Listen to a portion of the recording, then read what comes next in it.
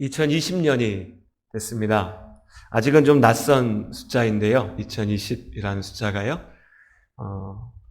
며칠, 몇 주만 지나면 언제 그랬냐는 듯이 다시금 우리에게 익숙한 숫자가 될 겁니다. 우리 2020년이라고 하는 시간 가운데 있습니다. 여러분, 새로운 한 해가 돼서 제일 먼저 누군가에게 했던 말이 뭔지 기억나십니까? 기억나세요? 송구영신 예배를 안 오신 분들은 기억이 안 나실 겁니다. 예배를 오셔야 돼요. 송구영신 예배 때 오셨던 분들은 기억이 나실 겁니다. 우리가 제일 먼저 했던 첫 마디가 새해 복 많이 받으세요 였습니다.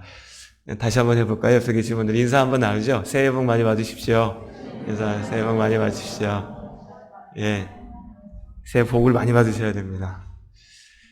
좋은 인사말인 것 같아요. 복 많이 받으십시오 라고 하는 것이요. 우리는 모두 복 받기를 원합니다. 그리고 이 새해에 하나님의 축복이 우리 모든 성도님들의 삶 가운데, 가정 가운데 함께 하시기를 주님의 이름으로 축복합니다. 그래서 오늘 신년 감사 예배, 2020년의 첫 번째 주일 오전 예배에 복받은 부자에 대한 말씀을 함께 나누어 보려고 합니다. 하나님의 복이 무엇인지, 어떻게 하면 복받을 수 있는지, 여기에 복받은 부자라고 제목이 돼 있어서요. 어쩌면 이 사람 복받아가지고 엄청 부자가 됐나 보다 이렇게 생각하실지 모르겠는데, 여기서 부자는 제가 그래서 한자어로 쓸까 하다가 빼놨는데 돈이 많은 부자가 아니고요. 실제로 돈이 많기도 했습니다만 아버지와 아들이라고 하는 뜻의 부자입니다. 예. 복받았던, 축복을 받았던 아버지와 아들의 이야기를 오늘 말씀을 통해서 함께 살펴보려고 합니다. 이 아버지와 아들은 바로 창세기에 등장하는 아브라함과 이삭입니다. 창세기 12장에는 우리가 잘 알고 있는 것처럼 아브라함이라고 하는 사람의 이야기가 등장합니다. 이 아브라함은 처음에 하나님이 누군지 몰랐죠. 아니요, 아브라함뿐만 아니라 그 당시에는 누구도 하나님이 어떤 분이신지 제대로 알지 못하고 있었습니다. 그때 하나님께서 이 아브라함을 택하시고 부르셨습니다. 그리고 그에게 말씀하셨죠. 내가 너에게 보여주는 땅, 내가 너에게 가라고 하는 땅, 그 땅을 향해서 가라. 그러면 내가 너와 함께 할 거고 너를 지킬 거고 너를 축복할 거다 라고 약속하셨습니다. 그리고 아브라함은 하나님의 이 부르심을 듣고, 하나님의 이 말씀을 듣고 자신의 인생의 방향을 돌렸습니다. 쉬운 일은 아니었을 겁니다. 본문에도 나와 있는 것처럼 그가 원래 살던 본토의 아버지의 집, 내 고향 땅을 떠나서, 내 아버지의 집을 떠나서 나를 돕고 나를 위로하던 내 친척들과 내 친구들과 내가 지금껏 살아왔던 그 자리를 떠나서 이제껏 가보지 않았던, 이제껏 경험해보지 못했던 길로, 그 자리로 나아가는 겁니다. 왜요? 하나님의 말씀 때문에요. 하나님의 부르심을 받아서요. 하나님께서 아브라함에게 뭐라고 약속하셨냐? 창세기 12장 2절 3절에 있는데요. 제가 정확히 읽어드리겠습니다. 내가 너로 큰 민족을 이루고 너에게 복을 주어 너의 이름을 창대하게 하리니 너는 복이 될지라. 너를 축복하는 자에게는 내가 복을 내리고 너를 저주하는 자에게는 내가 저주하리니 땅의 모든 족속이 너로 말미암아 복을 얻을 것이라 하신지라. 이것이 아브라함에게 주신 하나님의 약속이었습니다. 그리고 아브라함은 하나님께서 주신 이 약속대로 복을 받았습니다. 큰 부자가 되었습니다. 아브라함과 롯이, 조카 롯이 땅을 나누는 장면이 성경에 등장하는데요. 이 사람들이 땅을 나눌 때 어떻게 나누냐면, 여러분 어떠세요? 형제간에 땅을 나눈다, 그럴 땅이 있으면 좋겠는데 어떻게 나누십니까? 우리 지족도 갔다가 몇 평 이렇게 세서 나누잖아요. 아브라함과 롯이 어떻게 땅을 나누는지 아세요? 언덕에 올라가서요. 자, 우리가 저 밑에 한번 보자. 땅 많잖아. 이거 다 우리 땅이야. 너 어느 쪽으로 갈래?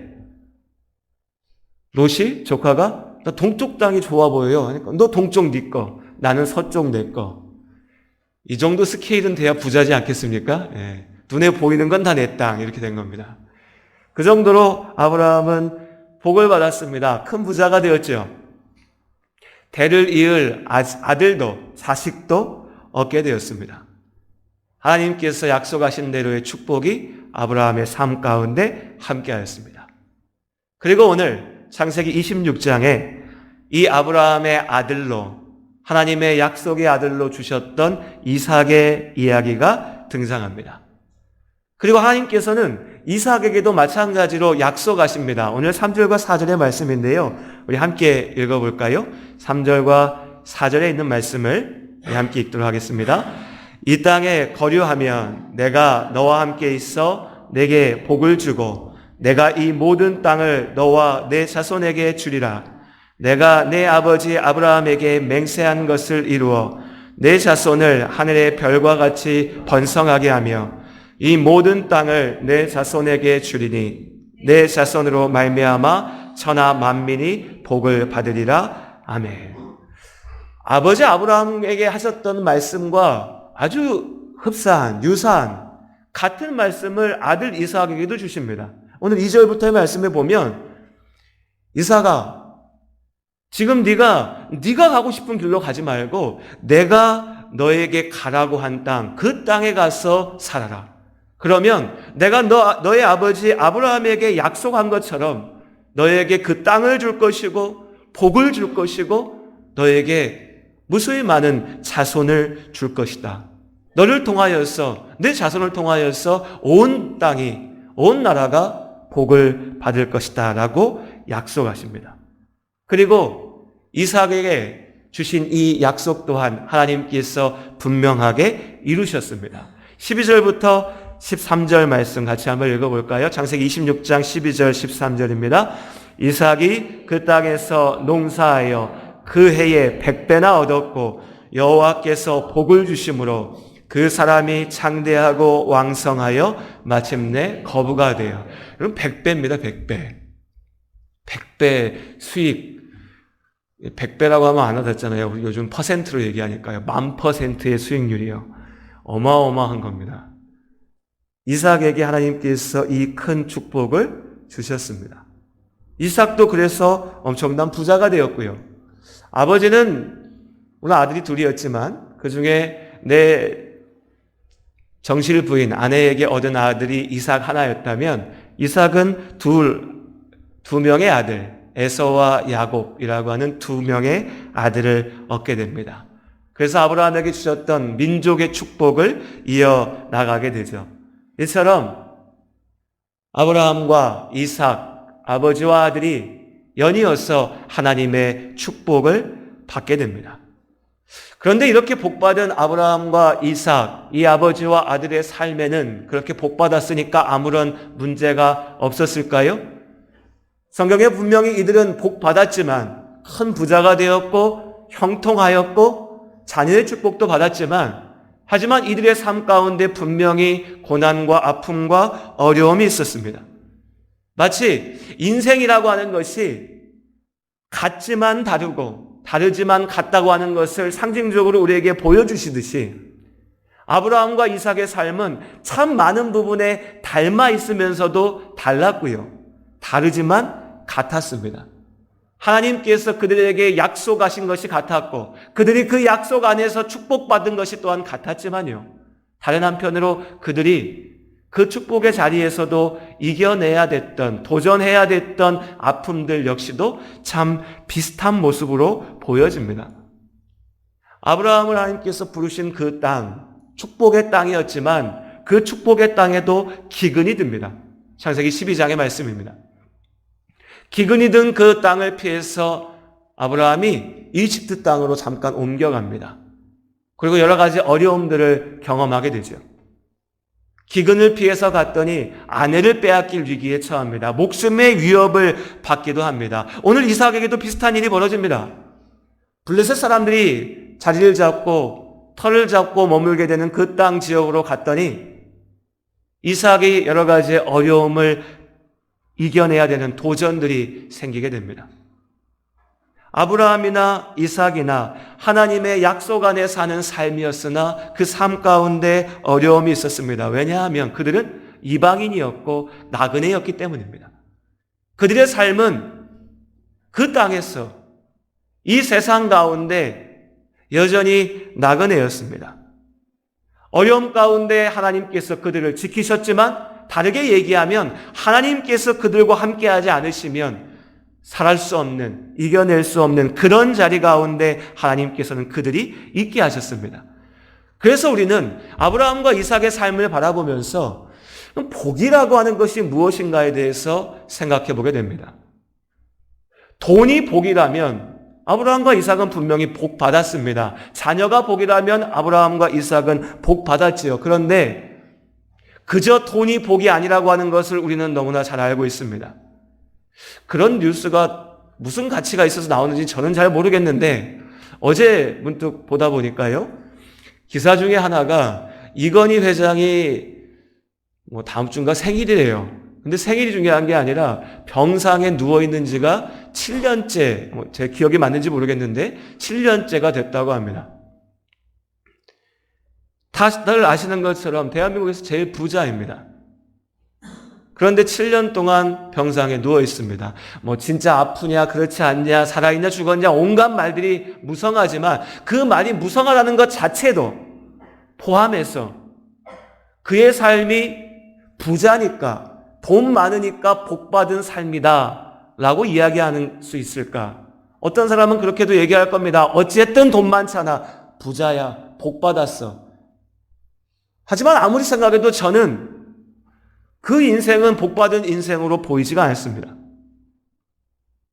돈만 가지고 얘기할 수 없는 거죠. 하나님께서 주시는 복이라고 하는 것은, 하나님께서 약속하신 복이라고 하는 것은 눈에 보이는 땅과 부를 넘어서는 겁니다. 아브라함과 이삭은 분명히 복을 받았습니다. 그들은 이 땅 가운데 부자였지요. 우리 모든 성도님들 새해에 부자 되시기 바랍니다. 이럴 때 남의 크게 하셔야잖아요. 새해 부자 되시기 바랍니다. 모든 소망을 이뤄서 나는 부자 될 일이 없습니다. 이러지 마시고 하나님께서 이루실 줄로 믿습니다.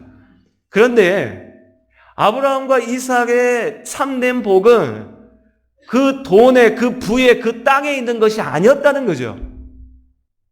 아브라함 부자가 됐습니다. 많은 땅이 있었습니다. 그런데 기쁘지 않았습니다. 창세기 15장에. 왜요? 하나님, 나 이렇게 많은 거 가지면 뭐합니까? 자식이 없는데요. 이거 다 결국에 남 줘야 되는데요. 그래서 자기 욕심으로 얻은 자식이 이스마엘이었죠. 그 결과가 어떻게 돌아옵니까? 집안의 괴로움입니다. 아픔이죠. 오늘날까지도 아브라함의 자손임을 주장하는 이삭의 자손 유대인들과 이스마엘의 자손이라 하는 아랍인들이 서로 싸우고 미워하고 저주하는 현실 가운데 있습니다. 돈이 많아서 기쁨이 아닌 겁니다. 자식이 있어서 기쁨이 아닌 거죠. 그럼 진짜 복은 무엇인가? 창세기 1장으로 돌아가야 됩니다. 하나님께서 이 세상을 만드시고 우리에게 명령하셨습니다. 뭐라고 명령하십니까? 이 땅 가운데 생육하고 번성하고 충만하라. 이 땅을 정복하고 다스리라. 이것이 하나님께서 이 세상을 만드시고 우리를, 인간을 만드신 목적이고 이유였습니다. 우리의 소명이죠. 그런데 이 하나님의 명령, 이 땅 가운데 생육하고 번성하고 충만하고 다스리라 그 하는 말씀을 잘 살펴보면요, 땅이 있어야 됩니다. 땅이 있어야 생육하고 번성하죠. 생육하고 번성하면 그 땅 가운데 사람들이 있는 겁니다. 그리고 그 땅을 다스리는 겁니다. 땅이 있고 사람이 있고 그 땅을 다스리면 그것이 곧 나라죠. 나라입니다. 하나님께서 우리에게 주신 명령은, 하나님께서 우리에게 주신 복은 나라 가운데 있는 겁니다. 이 나라는 무엇이냐? 어떤 나라이냐? 마태복음 5장에 보다 분명하게 우리에게 보여주시죠. 하나님께서 우리에게 주시는 복은요, 하나님의 나라입니다. 하나님이 주인 되시는, 아버지의 말씀이 이루어지는, 하나님의 주권 가운데 우리가 거하는 그 땅, 그 자리, 하나님의 나라. 그것이 우리에게 주시는 하나님의 복입니다. 아브라함에게 주셨던 그 복을 다시 한번 기억해 보십시오. 너로 큰 민족을 이루고 땅의 모든 족속이 너로 인하여서 복을 받게 될 것이다. 아브라함, 네가 부자 될 거야. 네가 오래 살 거야. 네가 세상에 힘이 많을 거야. 이게 복의 전부가 아니었습니다. 네가 큰 민족을 이룰 거고 이 땅의 모든 족속이 너를 통하여서 복을 받게 될 것이다. 하나님께서 아브라함에게 약속하셨던 복은요, 짧게 보면 지금 네가 사는 자리에서 내가 너에게 필요한 것들을 주겠다. 내가 너를 채워주겠다. 내가 너의 길을 인도하겠다. 내가 너의 자리를 지키겠다라고 하는 축복이었지만 더 본질적으로 하나님께서 주신 복은요, 하나님 나라의 복. 내가 너를 통하여서 너의 자손들이 이 땅의 모든 이들이 하나님의 나라 가운데 있게 하겠다라고 약속하신 것입니다. 그렇게 축복하신 겁니다. 구원이라고 하는 것은요, 우리가 이야기하는 구원이라고 하는 것은 아브라함을 통하여 시작된 이 복이, 하나님 나라의 복이 확장되어 가는 과정인 겁니다. 아브라함의 때에 아브라함이 하나님의 나라 가운데 있었다면 이제 그 아들의 때에 그 자손들이 그 하나님 나라 가운데 함께 있는 것이고, 시간이 지나서 이스라엘 민족이 그 가운데 있었다면 이제 예수 그리스도의 십자가의 은혜로 하나님께서 아브라함에게 약속하신 대로 이 땅의 모든 족속이, 이 자리에 있는 우리도 하나님의 나라에 하나님의 자녀되는 축복을 누리고 있는 줄로 믿습니다. 이것이 우리에게 주신 하나님의 은혜고 하나님의 선물입니다. 우리는 예수의 이름 안에서 복받았습니다. 하나님 나라의 자녀가 되는 축복을 기쁨으로 누리시기를 주님의 이름으로 권면드립니다. 그러면 어떻게 이 복을 얻을 수 있는가? 어떻게 우리가 새해에 복받을 수 있을까? 하나님께서 아브라함과 이삭에게 왜, 어떻게 복을 주셨는가? 아브라함과 이삭의 삶에서 보여지는 그들이 복받은 이유, 어떻게 하면 복받을 수 있습니까? 라고 하는 우리의 질문, 외침에 대한 하나님의 답은 분명한 한 가지로 드러납니다. 그것은 바로 순종입니다. 26절 5절의 말씀에 하나님께서 아브라함과 이삭에게 복 주시는 이유를 말씀하고 계십니다. 우리 창세기 26장 5절 말씀 함께 한 목소리로 읽도록 하겠습니다. 함께 읽겠습니다. 이는 내 말을 순종하고 내 계명과 내 율례와 내 법도를 지켰음이라 하시니라. 아멘. 하나님께서는 아브라함이 하나님의 말씀에 순종하였기 때문에 복을 주셨습니다. 하나님께서는 이삭이 하나님의 말씀 앞에 순종하였기 때문에 그들에게 복을 주셨습니다. 아브라함을 부르셨고 가라 하신 길로 아브라함이 갔기 때문에 그 길 가운데 하나님께서 약속하신 대로 아브라함을 지키셨고 복 주셨습니다.